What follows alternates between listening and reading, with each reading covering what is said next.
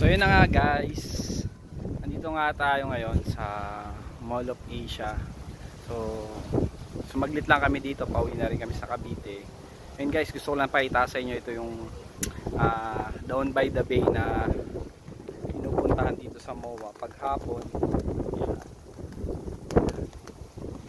Alam ko naman, alam na ng karamihan to, pero ito lang yung gusto ko talagang pakita sa inyo, yung reclamation.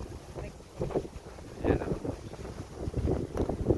So malaki na yung nare-reclaim dito. So ewan ko, dati ang ganda talaga nito tingnan. Ngayon siguro pag natayuan ng mga building or structure yan, ayun, wala na ganong makikita ang ano dito, dagat. So doon na lang banda, doon sa medyo malayo.